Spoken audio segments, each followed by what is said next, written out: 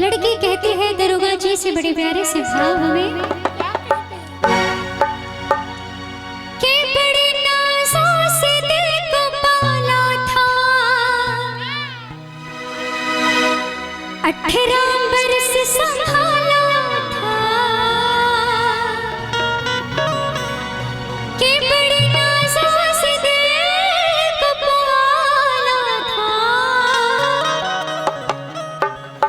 18 बरस संभाला था,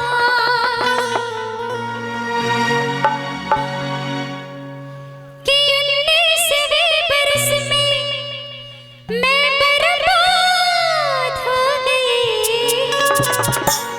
दरोगा जी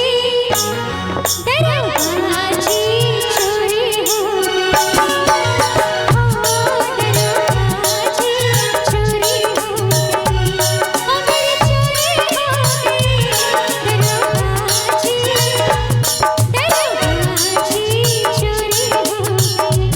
कि मेरे नाज़ों से दिल को पाला था, 18 बरस संभाला था, मेरे नाज़ों से दिल को पाला था, 18 बरस संभाला था, 19वें बरस में मैं बर्बाद हो गई। दरोगा जी चोरी हो गई। हाँ, दरोगा जी चोरी हो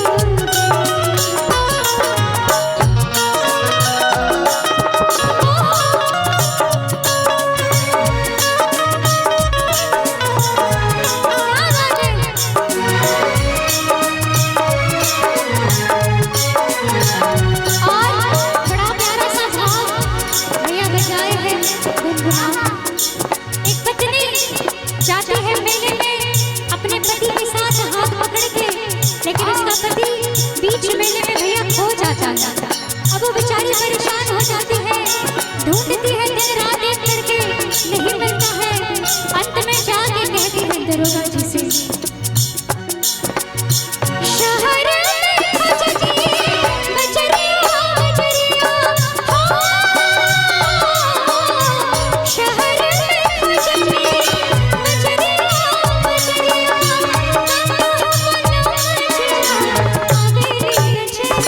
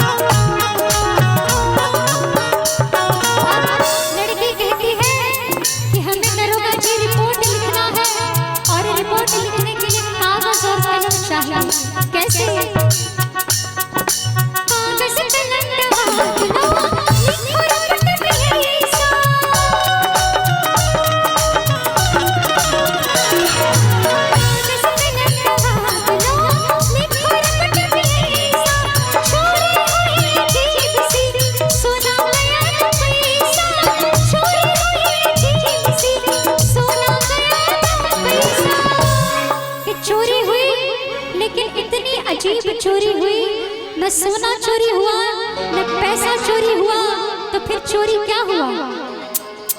क्या हुआ? दिल। किसका? आपका? कहती है दिल। क्या बात है? लड़की कहती है कागज कलम दवात लो, लिखा रपट में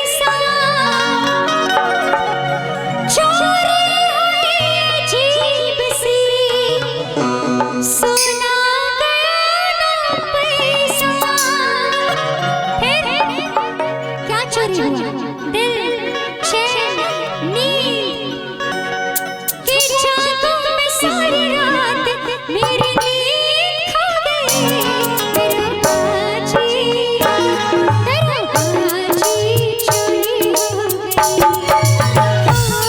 दरोगाजी चोरी हो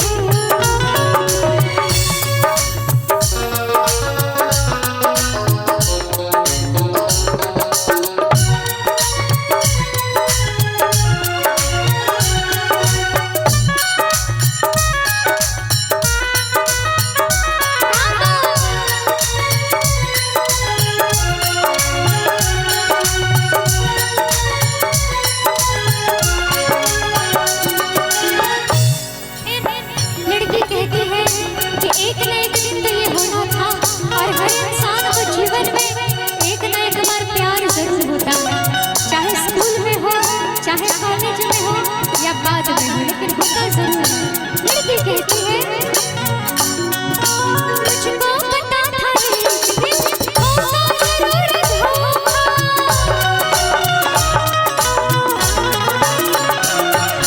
मुझको पता था एक दिन होगा जरूर धोखा। करती थी रोज़ बंद में हर खिड़की हर झरोखा। करती थी रोज़ बंद में हर खिड़की हर झरोखा।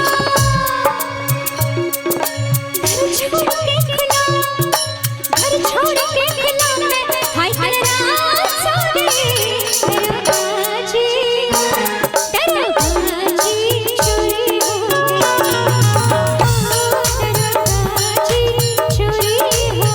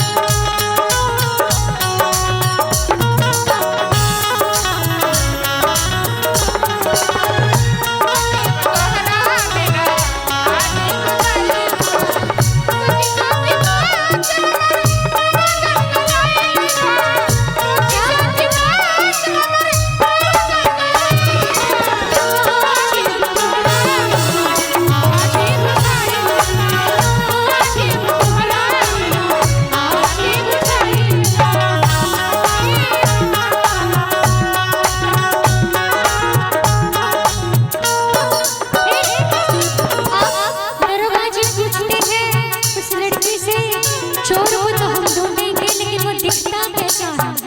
अब लड़की सोच में पड़ गई, क्योंकि जिससे वो प्यार करती है वो तो खुद ही दरोगा है। अब उसे कैसे बताएं? पूछोगे तुम सवाल, बोलो लड़का था चोर कैसा।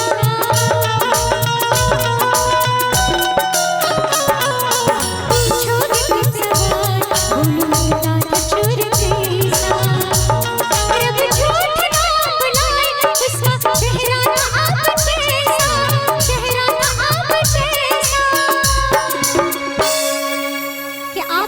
सिविल ड्रेस में ही है कोई दरोगा बाबू, जानकारी मिली है लेकिन यूनिफॉर्म में नहीं है, तो उनके लिए कहूंगी कि अरे तुमसे तो जो भूल कह दो भूल हो गई। दरोगाजी चोरी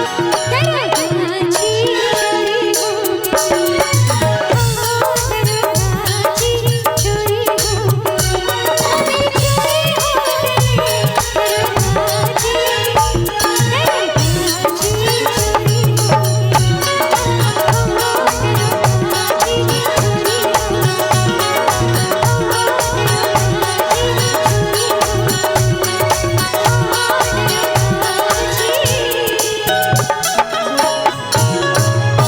चोरी हो